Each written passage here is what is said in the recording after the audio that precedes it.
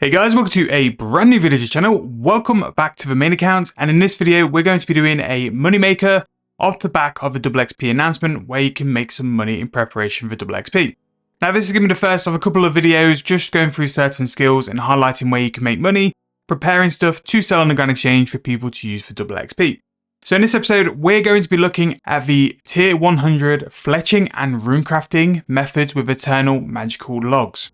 Now these are really good ways to AFK if you've got some AFK time coming up. So between these two methods, the fletching one is a lot more AFK, and is actually a pretty decent method to do if you wanted a little bit of a work or life AFK. The rune crafting one is a little bit more interactive, but you can make some money with both of these as well. So in terms of what you're going to need in terms of levels, you are going to need 100 fletching to create the magic short bow and also to create the magic staff. To do the rune crafting for the magic staff, you are going to need level 104 rune crafting. Now, these are very big requirements, but with a lead up to the double XP, this could be a sort of reason for you guys to aim for that level 100 fletching or that rune crafting level and make some profit in the future as well. These are very, very good methods, and especially with the treasure hunter items being removed for the future, these could be some incredible ways to make some profits on your account, as people can't rely on the portables or the proteins to train their methods, especially rune crafting. So things like these eternal magical staffs could be very expensive in the future, and if you had the levels to do it, you can make them from there. So what we're going to go and do first is clear my Grand Exchange a little bit. So we have bought a couple of things. We've bought some Dagonoth bones. I think we've done pretty well there. But what we're going to do first is test the prices for a couple of things. So one, we're going to go and test the price for Eternal Magical Log, because that's going to give us sort of a baseline of what it's going to cost to make the bows. Now, the bows are the only one between the two which cost GP to make. The staff is sort of buffed up and leveled up through rune crafting. And this is the thing with these items. They're very similar to how you do the burial smithing. You start the bow and the staff at tier 1 and you get them up to tier 5. And once they're at tier 5, that's when they can be created into martial. And then that's where we generally get the more GP for them as well. So we're going to do that today. We're going to sort of talk through what it is and the profit behind it as well. And we'll try and show you guys how to make some money. So that's Magical Log, bought for a price of 2.7k. Which is not too bad because it can help us work out where we need to be in terms of prices. We're going to buy an Eternal Magical Shortbow now. So we're going to buy the Mark 5. Difference to the smithing armors, you can't buy it in a +1, +2, +3 or +4. You can only really buy base, tier 1 or tier 5 when it's finished. So we'll have a look and we'll go from there. So the M5 bow currently, if we can just have a quick look and see what price it's trading for. So this is after double XP has been announced, so it is up in price. Currently valued at just under 900k as an instant buy. So that's the price you want to sell at. And then if you're looking to flip these bows, you can instant sell at 715. So there is a decent margin there. To be fair, 170k per bow is not too bad at all. So the staff is a little bit of a weird one. So the base staff, I imagine, is going to be quite cheap. So the Eternal Magical Staff, so the inert is the base one. By the price, so you can actually make a little bit of profit making the base sets. That's not sold, so I'll just instant buy it. So that's 9,000 coins. So we could actually, let me just check, we can.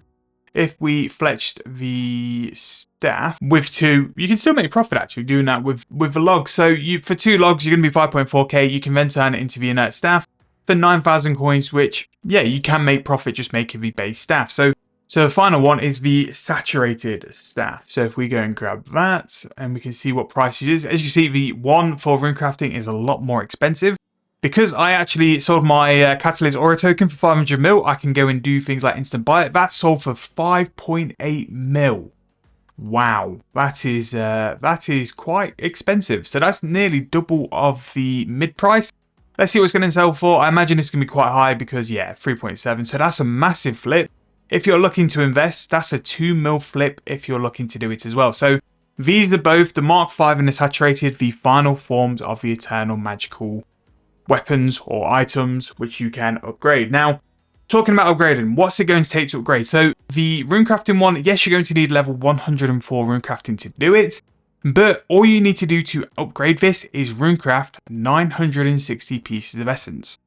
So just to show you guys how sort of straightforward and easy it is, I'm just going to go and grab a little bit of essence because I've got the Wicked Hood. And to be fair, I have done a video on this before where I think this is possibly one of the best uses of the Wicked Hood. Just to speed through and just to sort of go to an altar. And again, it doesn't matter what altar you do. It's just as long as you runecraft at an altar here. So let's go real quick. Where was our last one? Let's go to the soul altar. And I'll just show you a few things of what to do with this as well. Again, this is not really an in-depth guide of how to do it, but it really isn't. There's not too much to it, but it's more to show you guys what the profit is. So once you go into your altar, you want to right click on the altar here and imbue weapons. You can also configure as well to where once you click it, it is to imbue the weapons. So I want to imbue weapons as opposed to craft the runes. And then once I click on the soul altar, I'm going to start upgrading the weapon. It takes your essence from your titans, from your pouches, from your outfits. So it can be a little bit AFK if you've got a decent stack, to be fair. It's not as like intense as like doing all the laps of rune crafting as well. So you do have an option of a slightly AFK. And then once you've run out of essence, then you run back to the bank and just simply come back and forward. The Wicked Hood is completely unnecessary for this. You can do it running laps for rune crafting quite comfortably, but you can just save it. Although you are not getting runes, if you're going to be making 2 mil per every 1k essence doing this method, it really doesn't take long to show you guys. This is how much you can make from doing this as well. So this might be something. I was hoping between these two methods, the main account can sort of find something to do and AFK for the next couple of days before double XP starts. And if these prices sell quite consistently, I'm going to try and sell this one once I've upgraded it to 1,000 for the same price. If I can sell this staff 5.9 mil, I think this is what I'm going to be doing just for the next couple of days until double XP starts. But with that as well, yes, you're going to be making this incredible profit from it. You're also going to be getting 132,000 XP in runecrafting for doing the full staff. So for the sake of just having a couple of essence, just sitting AFKing at the altar, you are going to make a lot of money from it. Now between the inert and the saturated, there's a few more steps than the meager one. So we're going to still have to do tier 2, 3 and 4 before we can get to the final one.